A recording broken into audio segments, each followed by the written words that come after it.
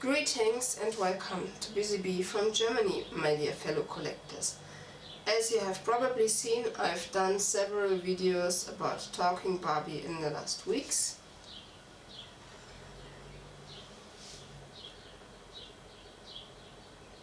But why is there such craziness about Talking Barbie? To be honest, I don't understand it either. So you are not the only one. What I can tell you is that she's one of the first Barbie dolls with a kind of function. She has a little flower in her neck. I hope you can see it.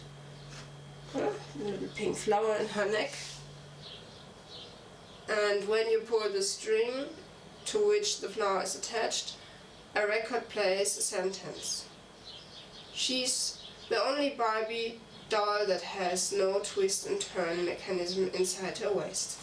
And if you watch my other videos, you understand why there is no twist and turn waist. The mechanism needs room or space, so to say.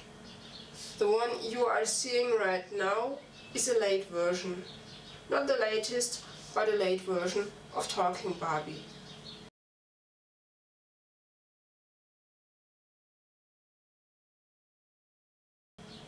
The early versions, like this one, have a side ponytail.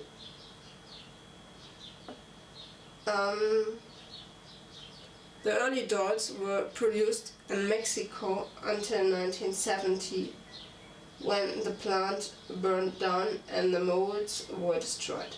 So a lot of dolls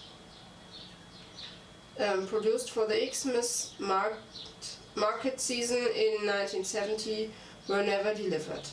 Maybe the craziness about Talking Barbie comes from this event. Maybe some grown-ups just rebuy the toys of their childhood. What I was able to find out for the German market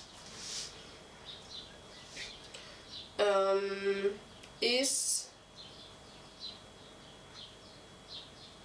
that she costed 34 D-Mark 50, which would be about 70-25 in euros, but that's not the case. In comparison to a bar of chocolate, she's really expensive. A bar of chocolate costed 90 Pfennige, which is under 1 D-Mark. She was very expensive, almost a luxury good, as you can imagine. For a little girl, a model train costed about 40 D-Marks back then. I just wanted to give you an impression of what I'm repairing at the moment.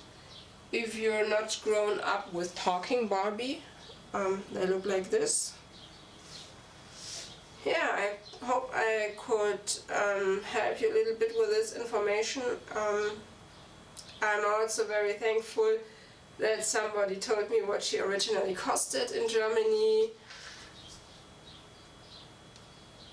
Yeah, and I hope we are going to see each other in the next videos about Talking Barbie and her repair.